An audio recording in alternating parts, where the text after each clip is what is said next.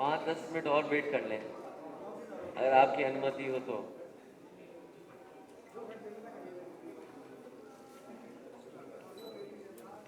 नहीं, मौसम की वजह से ये सब कुछ हुआ। हाँ, हमें भी बैरूनी आना पड़ा,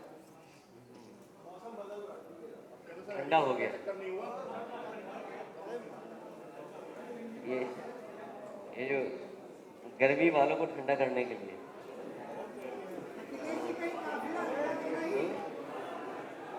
जिन्हें जिन्होंने कहा कि गर्मी है,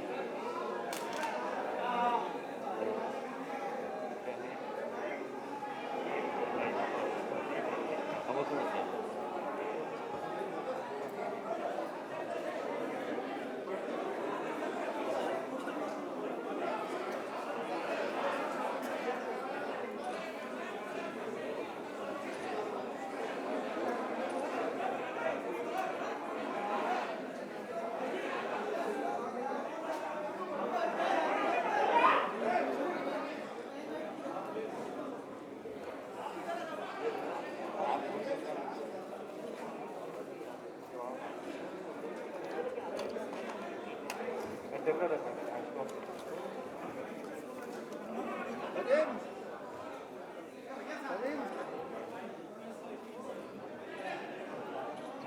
सभी पत्रकार बंधुओं को नमस्कार। आज की वार्ता शुरू करने से पहले उपस्थित सभी समाजवादी पार्टी और राष्ट्र लोकदल गठबंधन के जिम्मेदार साथियों की ओर से, माननीय अखिलेश यादव जी की तरफ से, सभी उम्मीदवारों की तरफ से, जो हाल में बुलंदशहर में जो घटना घटित हुई है, जिस तरह हाथरस में एक पीड़ित परिवार को न्याय दिलाने के बजाय जिस तरह सरकारी तंत्र उनकी न्याय की गुहार की आवाज को दबाने में जुटा था, एक हृदय विदारक घटना यहाँ बीती है। मैं उस पीड़ित परिवार, हम सब की ओर से उस पीड़ित परिवार की तरफ के प्रति संवेदना व्यक्त करना चाहता हूँ और ये विश्वास दिलाना चाहता हूँ कि जब हमारी सरकार आएगी जनता के आशीर्वाद से, क्योंकि किसी भी सभ्य समाज में जीरो टॉलरेंस होना चाहिए ऐसे जघन्य अपराधों के लिए, और ऐसे जघन्य अपराध रचने वालों को सख्त से सख्त कानूनी सजा मिलनी चाहिए।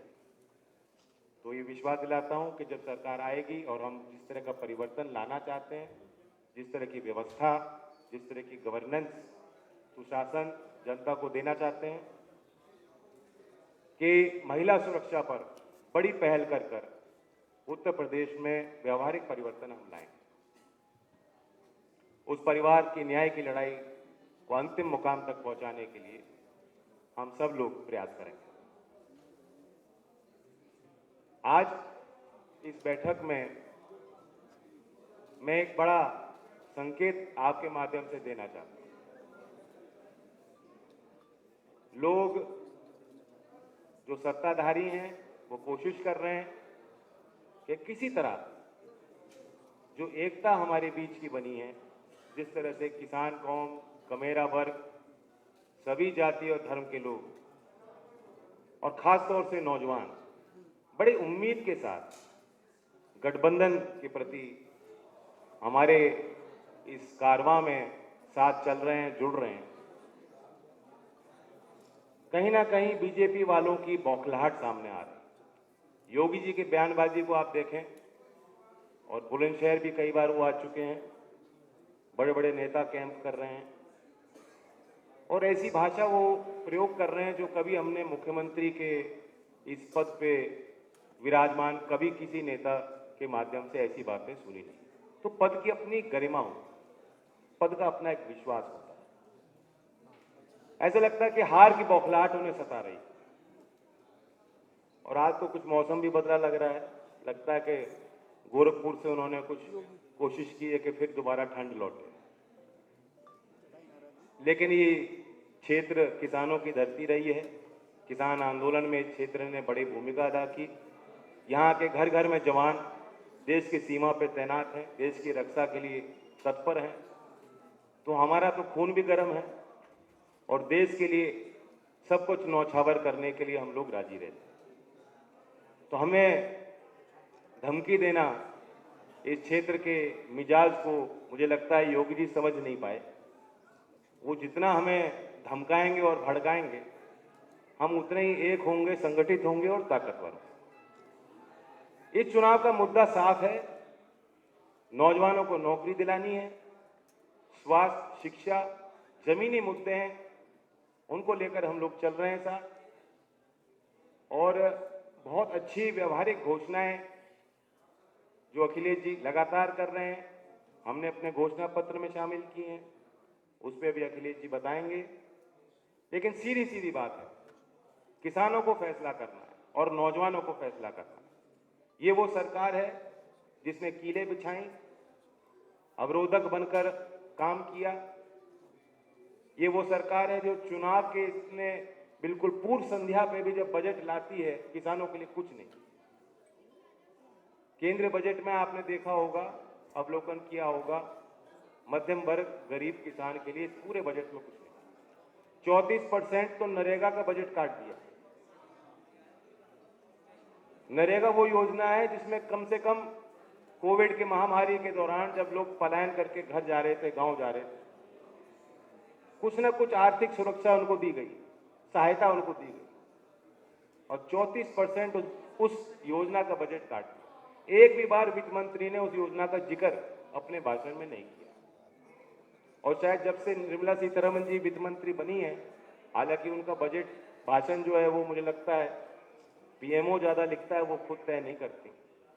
शायद जितने बजट भाषण दिए उन्होंने एक ही बार नरेगा योजना का जिक्र किया।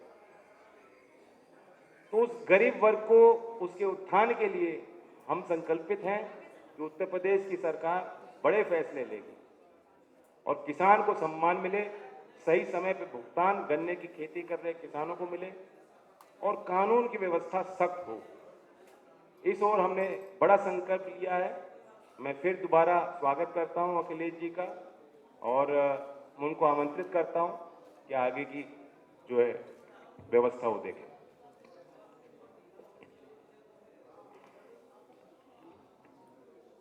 मैं जयंत जी का धन्यवाद देता हूं और बहुत सारी बातें उन्होंने रखी। जहां से शुरुआत की कि बुलंदशहर की घटना आज पूरे उत्तर प्रदेश को चिंतित कर रही है और खासकर बेटियां, बहन ये सोच रही हैं कि लगातार सरकार ने ये कहा कि कोई भी बेटी अगर 12 बजे भी घूमना चाहेगी तो कहीं उसके साथ कोई घटना नहीं होगी। और सरकार के केवल मुख्यमंत्री नहीं बल्कि दिल्ली से गृह मंत्री से लेकर के जितने भी सरकार के लोग हैं, ये बताने में कहीं चूक नहीं कर रहे हैं कि कानून व्यवस्था आज उत्तर प्रदेश में सबसे आगे है। लेकिन लगातार जो घटनाएं हो रही हैं और आपके जिले में जो घटना हुई है वो हाथरस की घटना को याद दिलाता है। हाथरस की बहन के साथ जो हुआ, उसके परिवार के लोग चाहते थे कि अंतिम संस्कार उनकी मर्जी से हो जाए, लेकिन सरकार ने उसकी परवाह नहीं की। और वही बुलंदशहर में इतनी निंदनीय घटना हुई है, जघन्य अपराध हुआ है, अभी भी अपराधी घूम रहे हैं। अभी भी सरकार उस परिवार की मदद के लिए आगे नहीं आई है। दोषी कब पकड़े जाएंगे हम यहाँ बैठे हमारे गठबंधन की तरफ से यही कहेंगे सरकार को कि दोषी जल्दी से जल्दी पकड़ें और कड़ी से कड़ी कार्रवाई हो, और जो सरकार आज मदद कर सकती है सरकार मदद करने के लिए आगे आए। और जहां ये दावा करती है सरकार कि उसकी सरकार में बेटियां सुरक्षित हैं, कहीं कोई अपराध नहीं हो रहा है, कम से कम अब झूठ ना बोलना सरकार बंद कर दे। और अगर हम आंकड़े देखते हैं तो बड़े पैमाने पर ऐसी घटनाएं उत्तर प्रदेश में हो रही हैं, और आंकड़ों में भी कई प्रदेशों को उत्तर प्रदेश ने पीछे छोड़ा हुआ है। जो सबसे अच्छी योजना थी पुलिस रिस्पांस सिस्टम डायल 100, नाम बदल करके 112 उसको कबाड़ा कर दिया, बर्बाद कर दिया। मैं आज भरोसा दिला सकता हूं, मैंने कल भी कहा कि पहले ये तय था कि 10 और 12 15 मिनट में पुलिस पहुंच जाए मौके पर, और इसको धीमे धीमे और अच्छा करना था जिससे कि कम समय में पुलिस पहुंच जाए। समाजवादी सरकार और आरएलडी के गठबंधन की सरकार, सहयोगी दलों की सरकार बनती है तो भरोसा दिला सकते हैं कि चाहे गाड़ियां बढ़ानी पड़े, और बेटियों बहन के लिए जिस तरीके से 1090 पावर वुमेन लाइन बनाई गई थी, अगर स्ट्रक्चरली चेंज करके बेटियों की सुरक्षा के लिए डायल 100 डायल 112 में ही कोई व्यवस्था करनी पड़ेगी तो की जाएगी। और वहीं गाड़ियों की संख्या विशेष बढ़ा करके सुरक्षा का माहौल बनाने का काम ये दोनों गठबंधन के लोग करेंगे। इधर मुख्यमंत्री जी की जो भाषा बदली है, पता नहीं मुख्यमंत्री क्यों भाषा बदल रहे हैं। और मुझे लगता है कि जो हवा चल रही है पहले चरण में, यहाँ के लोगों ने ऐसी हवा चलाई है कि भारतीय जनता पार्टी और खासकर मुख्यमंत्री जी, उनको समझ में नहीं आ रहा कि क्या कहा जाए। वो हमारे मुख्यमंत्री हैं, वो भी कंप्रेसर थोड़ी हैं कि हमें ठंडा कर देंगे। हमारे बहुत सारे लोग हैं, जानते होंगे, फ्रिज में ठंडी चीज रखने के लिए कंप्रेसर होता है। कंप्रेसर खराब हो जाए तो क्या मुख्यमंत्री जी हमारे कंप्रेसर हैं? और जो लोग कह रहे हैं गर्मी की बात कर रहे हैं, हम उन्हें भरोसा दिलाना चाहते हैं कि गठबंधन की सरकार बनेगी तो भर्ती दी जाएगी, भर्ती खोली जाएगी। गर्मी नहीं, भर्ती। नौजवानों को भर्ती के लिए उन्हें देने का काम, उनको नौकरी देने का काम गठबंधन में होगा। और जिस तरीके से सरकार ने नौकरियां छीनी हैं, रोजगार छीने हैं, इस बार हर यूथ अपने बूथ पर भारतीय जनता पार्टी को हराने का काम करे। हमारे किसान दुखी हैं कि इस बजट में भी उनके साथ धोखा हो गया। ये बजट तो ऐसा आया है कि गरीब को महसूस ही नहीं हो रहा कि कोई बजट आया है। और सरकार कह रही कि अमृत बजट है। अगर ये अमृत बजट है तो इससे पहले क्या सब जहर वाले बजट थे? अगर ये अमृत बजट है भारतीय जनता पार्टी का, तो पिछले जितने भी बजट थे वो जहर वाले बजट थे क्या? और सुना है कि डायमंड सस्ता हो जाएगा। तो देखो गरीबों का कितना ख्याल रखा है। भारतीय जनता पार्टी कहती है इस बजट के बाद डायमंड सस्ता हो जाएगा। तो सोचो गरीब का कितना ख्याल रखा गया है। और जूते चप्पल सस्ते होने जा रहे हैं। ये देखो सरकार कितना ख्याल रख रही है। अपनी गलत नीतियों के कारण बड़े बड़े कारखाने बेच करके, बड़े बड़े उद्योग बेच करके, कोविड के समय न मदद कर करके सभी उद्योग कारखानों को चौपट कर दिया। तो लोग और नौजवानों के खासकर जूते चप्पल ही तो घिस रहे हैं अपने भाग्य को बनाने के लिए। ये सरकार किसानों की सरकार नहीं है। जहां आय दोगुनी की बात की, आज कमाई आधी हो गई है। और लगातार सरकार ने महंगाई बढ़ाई है। डीजल पेट्रोल की कीमत कहां पहुंच गई। और किसान को जब से सबसे ज्यादा जरूरत खाद की थी तो खाद नहीं दे पाई, किसी फसल की कीमत नहीं दे पाई सरकार। इसलिए मैं कहना चाहता हूं कि आज वही 3 तारीख है। एक 3 तारीख ऐसी भी थी जिस दिन जीप से कुचल दिए गए थे लोग, किसान कुचल दिए गए थे, और अभी भी किसान भूले नहीं है वो। इसलिए मैं कह सकता हूं ये चुनाव किसानों के मान सम्मान का चुनाव भी है। इस बार जनता ने तय किया है, भाईचारा बनाम भारतीय जनता पार्टी चुनाव है। लगातार हम लोग जगह जगह जा रहे हैं, जनता से अपील कर रहे हैं, और जो समर्थन मिल रहा है उस समर्थन से मैं कह सकता हूं सहयोग जो मिलने जा रहा है, इस बार ऐतिहासिक जीत आरएलडी और समाजवादी पार्टी के गठबंधन की होने जा रही है। इतना बहुमत, इतना समर्थन कभी नहीं दिखाई दिया होगा जितना इस बार दिखाई दे रहा है। इसलिए ये जाने वाले लोग हैं, नई सरकार आने वाली है। मैं भरोसा दिला सकता हूं कि जो घोषणाएं की हैं, जो संकल्प लिया है कि सरकार बनने के बाद घरेलू बिजली 300 यूनिट माफ होगी, बिल नहीं आएगा, साथ ही साथ सिंचाई मुफ्त होगी किसानों की, और बहुत पुरानी कर्मचारियों की मांग कि ओल्ड पेंशन बहाल हो। समाजवादी सरकार और आरएलडी और गठबंधन की सरकार बनने के बाद पुरानी पेंशन बहाल होगी, कर्मचारियों की मदद करने का काम करेंगे। जिस तरीके से समाजवादियों ने जो काम किए आज भी दिखाई दे रहे हैं। अगर सड़कों पे एम्बुलेंस है, कोविड में अगर किसी ने मदद की तो उस समय एम्बुलेंस सबसे आगे आई थी। जो उसके ड्राइवर थे उसको भी अपमानित करने का काम इस सरकार ने किया। जो 100 नंबर 112 हो गई है वो भी समाजवादी सरकार की देन है, जो सड़कों पे दिखाई दे रही है।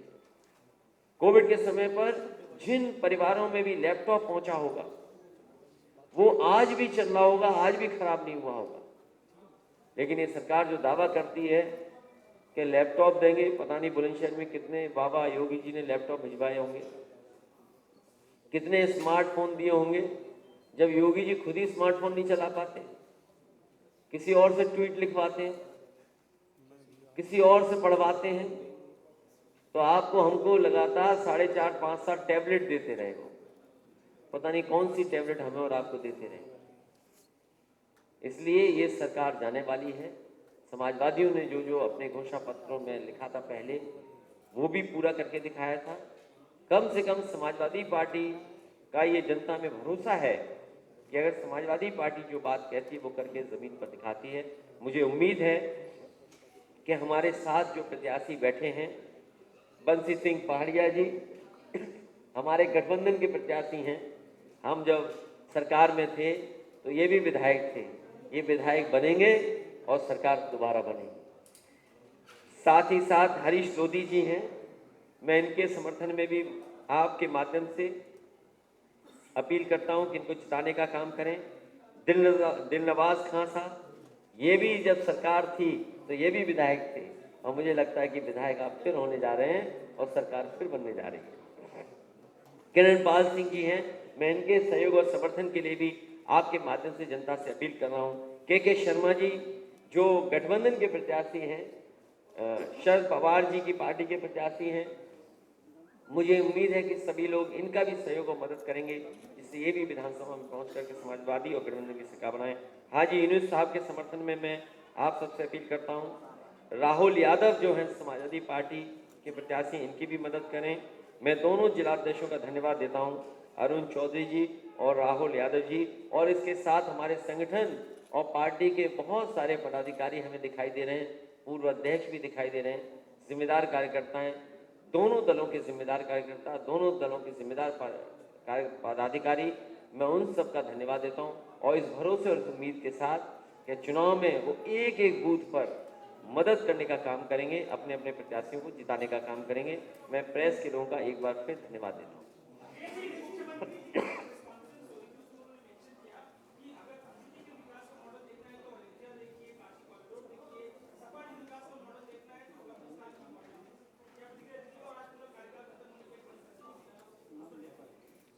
देखिए, जहां मुख्यमंत्री जी रहते हैं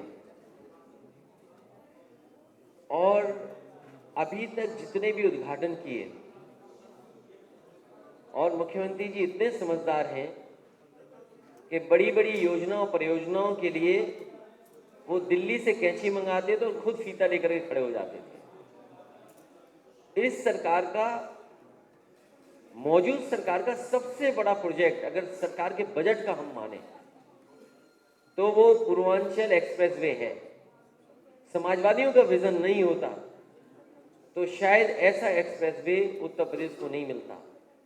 मैं राइडिंग क्वालिटी देख करके आ रहा हूँ, पेरिफेरल रोड की भी और एनएचआई की बनी हुई सड़क का भी। आप उन एक्सप्रेसवेज पर चलें और 120 की रफ्तार से चलें, हाथ में कप ले लें, चाय पीते हुए चले जाएंगे। लेकिन अगर आप यहाँ के जो बने हुए भारतीय जनता पार्टी के सड़कें हैं, इनकी राइडिंग क्वालिटी ऐसी है कि अगर आप 40 से ऊपर 60 गए नहीं कि आपका पेट दर्द और कमर दर्द हो जाएगा। जहाँ पर मुख्यमंत्री जी बैठते हैं वो लोक भवन समाजवादियों का बनवाया हुआ है। जिस सोफे में वो तस्वीर आती है कभी कभी वो समाजवादी सरकार का खरीदा हुआ है। जिस हेलीकॉप्टर से वो उत्तर प्रदेश का बहुत दौरा करते थे वो समाजवादी सरकार में लिया गया है। जिस गाड़ी में वो लखनऊ में चलते हैं जो आर्मर्ड है उसको भी समाजवादी सरकार में लिया हुआ है। वो दिन रात समाजवादी मॉडल को ही देखते हैं, उनके पास कोई मॉडल नहीं है। जो गुजराती मॉडल था वो धोखा का मॉडल था, वो भ्रम का मॉडल था। लोगों ने देखा जब विज्ञापन आया जेवर के एयरपोर्ट का तो चीन का एयरपोर्ट की तस्वीर थी। फ्लाईओवर दिखाना था तो बंगाल का फ्लाईओवर दिखाया, कारखाना दिखाना पड़ा तो अमेरिका से कारखाना ले आए। तो इनसे ज्यादा झूठ कोई बोल नहीं सकता।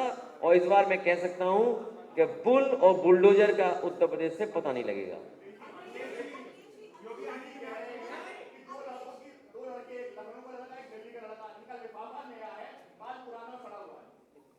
ये क्या बोला उन्होंने?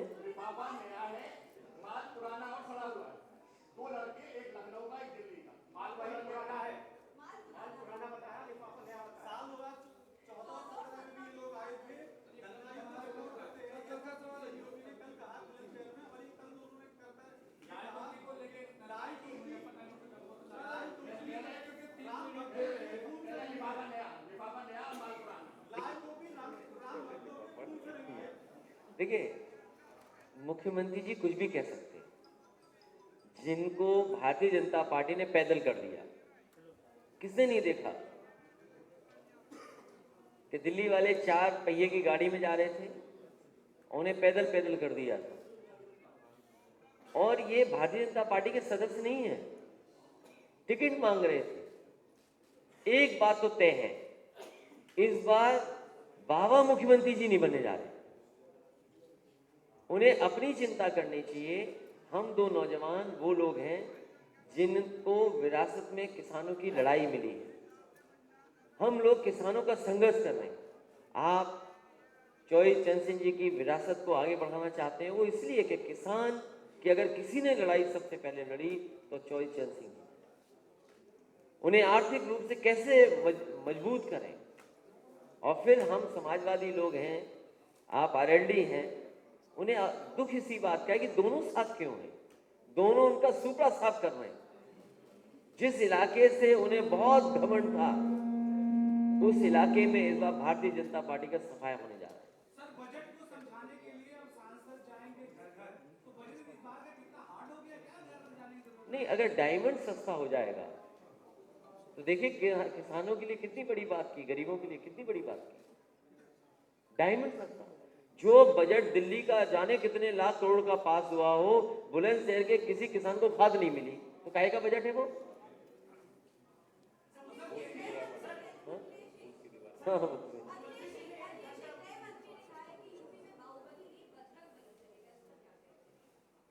इसमें कौन खराब बात है? हमारे गांव में देखो इतने बड़े बजरंगबली खड़े, और अगर इतने बड़े बजरंगबली उनके घर में गांव में खड़े हो तो बता दो आप। सवाल वो नहीं है, सवाल ये कि किसानों को खाद मिलेगी कि नहीं मिलेगी।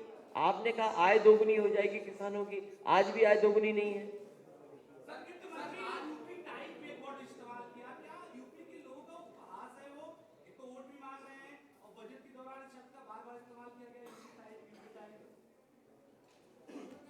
वो यूपी कम घूमी है, यूपी बहुत बड़ा प्रदेश है। अपर्णा जीतेंगी क्या? भाजपा के सिंबल पे अपर्णा जीतेंगी क्या?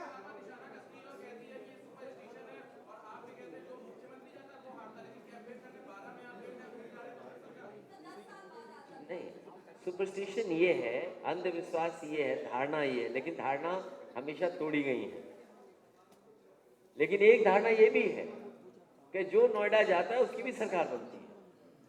मैं 2011 में अपनी साइकिल की यात्रा वहीं से शुरू की थी और सरकार बनाई थी।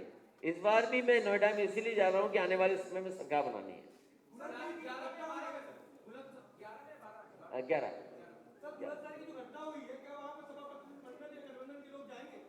मैं पार्टी गए थे, दोनों पार्टी के संगठन के लोग हुए हैं और जरूरत पड़ने पे परिवार की दोनों संगठन के लोग मदद करेंगे।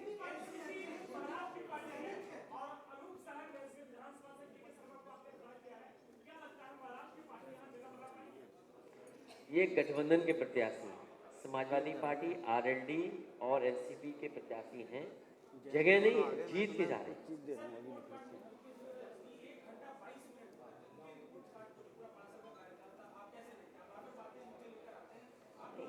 आप ही बताइए, 1 घंटा 22 मिनट अगर कोई बोला है तो क्या उन्होंने अपना संकल्प पत्र पढ़ा होगा?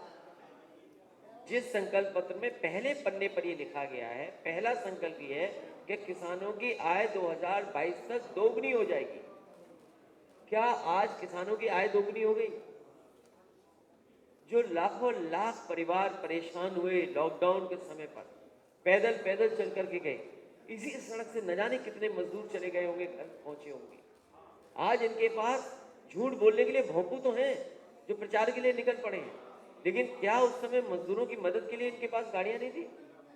आज झूठ बोलने के लिए इनके भोंपू जा रहे हैं हर गांव में, दावा कर रहे हैं कि इतनी वर्चुअल रैली करेंगे। एक पार्टी जो वर्चुअल रैली कर रही है, इतना संसाधन है उसके पास, क्या सरकार के संसाधन नहीं लग सकते थे जब मजदूरों को अब उनकी जरूरत थी घर पहुंचने की? इनकी कोई उपलब्धि नहीं है, केवल उपलब्धि है झूठ बोलना। और जो जितना बड़ा भारतीय जनता पार्टी में नेता है, उतना ही बड़ा झूठ सुन लो उससे।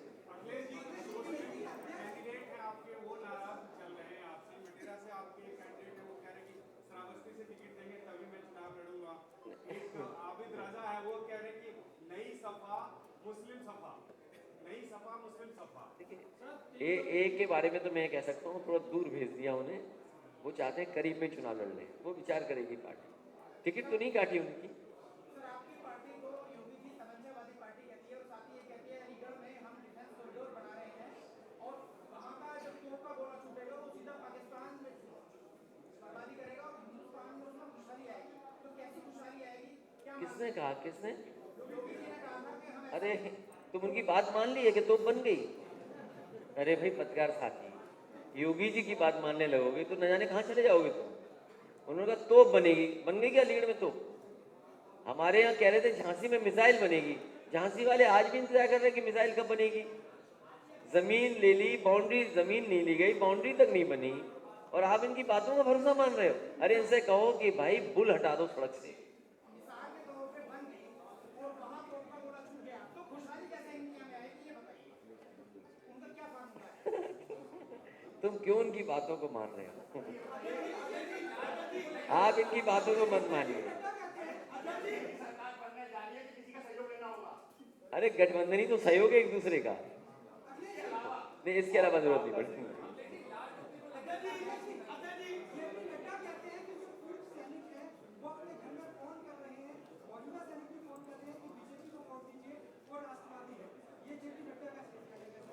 मैं भी अपने सभी सीनियर और जूनियर जो आपके माध्यम से, अगर ये बात है, ये जो सच बोल रहे हैं, अगर ये बात सच है तो भाई हम भी मिलिट्री स्कूल में पढ़े हैं, हमारे परिवार के लोग भी, यहाँ खड़े हुए लोग समाजवादियों के बहुत सारे परिवार के लोग भी फौज में होंगे। और इसी जिले में, अच्छा हुआ आपने सवाल पूछ दिया, इसी जिले में एक को वो योगेंद्र यादव, और योगेंद्र यादव को सबसे बड़ा अवार्ड मिला था। उनके गांव में मैंने 100 बेड का हॉस्पिटल दिया था। चलो जो हमने कार्रवाई की, घोषणा की सरकार के समय पर, इस भारतीय जनता पार्टी से पूछो, जो कारगिल के समय पर जो उसने जोखिम उठाया, जिसकी वजह से देश का सबसे बड़ा सम्मान मिला उन्हें, उनके गांव का अस्पताल क्यों रोक दिया उन्होंने? और हम तो खुद ही मिलिट्री स्कूल के पढ़े हैं। अगर नड्डा जी वोट मांग रहे हैं तो हम भी अपने सीनियर जूनियर और जितने भी हमारे पार्टी के लोग हैं उन फौजियों को परिवार से हम भी कहेंगे हमारी मदद करो। असली देशभक्त हम लोग बैठे हैं, जो नफरत फैलाएं, जो खाई पैदा करें, वो देशभक्त कैसे हो सकते हैं? जो समाज में झगड़ा कराए, वो भेदभाव की नजर से देखें।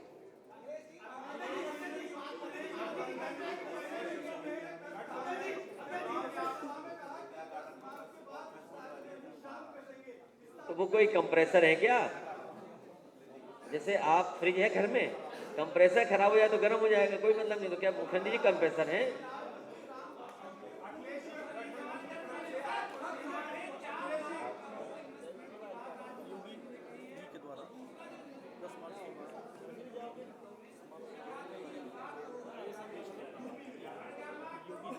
देखिए, ये तीन आने का झूठ या 2 आने का झूठ कहावत है। ये तो 3 लाख करोड़ का झूठ बोल दिया। उत्तर प्रदेश में जो एमओयू साइन हुए थे वो कहीं इन्वेस्टमेंट नहीं आया। अगर बुलंदशहर में कोई बड़ा कारखाना लगा हो तो बताओ। हमारे जहां से मैं आ रहा हूं कहीं कारखाना नहीं लगा। और कोई इन्वेस्टमेंट हुआ तो बताए ना सरकार, कहाँ इन्वेस्टमेंट हुआ? 1 डिस्ट्रिक्ट 1 प्रोडक्ट में कितना बजट आया होगा बुलंदशहर में? अगर हो सकता है खुर्जा के लिए कुछ पैसा आया हो, लेकिन सरकार बताएगी 1 डिस्ट्रिक्ट 1 प्रोडक्ट में कितना बजट दिया था आपने। एमएसएमई वाले रो रहे हैं, परेशान हो गए। कोविड के समय एमएसएमई बर्बाद हो गई इंडस्ट्री।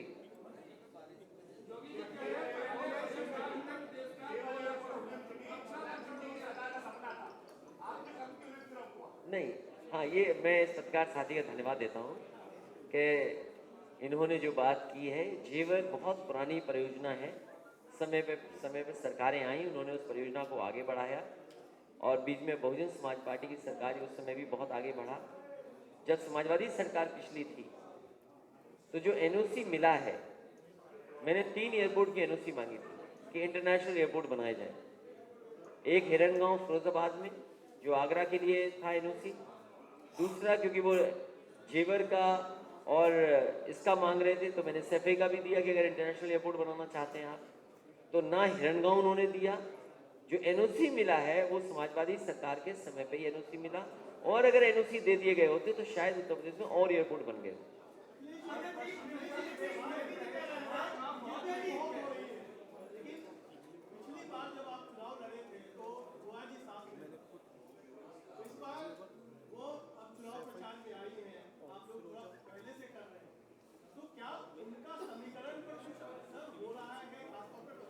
मैंने तो कहा है कि समाजवादियों के साथ अम्बेडकरवादी भी साथ आए, क्योंकि संविधान बचाना है, लोकतंत्र बचाना है। अगर लोकतंत्र और संविधान नहीं बचेगा तो सोचो हमारे अधिकारों का क्या होगा। और ये एक बार अपील नहीं की, मुझे अच्छा हुआ कि आपने याद दिला दिया। मैं फिर अपील करता हूँ कि हम सब लोग बहुरंगी लोग हैं, लाल रंग हमारे साथ, हरा रंग साथ, सफ़ेद, नीला। तो हम चाहते हैं कि अम्बेडकरवादी भी साथ आएँ और इस लड़ाई को और मजबूत करें। आखिरी सवाल,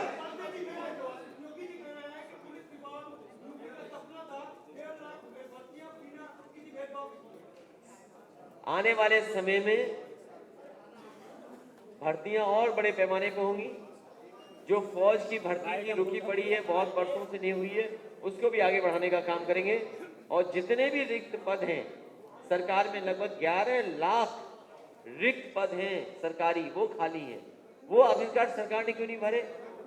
तो कहीं ना कहीं जितने भी सरकारी रिक्त पद हैं उनको भरा जाएगा समाजवादी सरकार।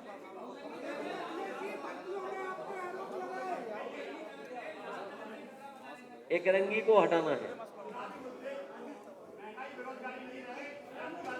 नहीं, जातिवाद नहीं, मुद्दा आज भी गरीबी, बेरोजगारी, महंगाई है।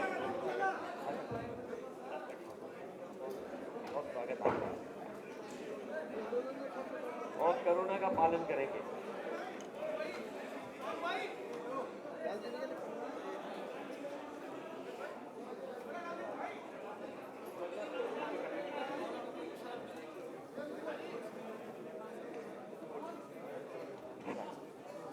आया है मंत्री, आइए, आ गया।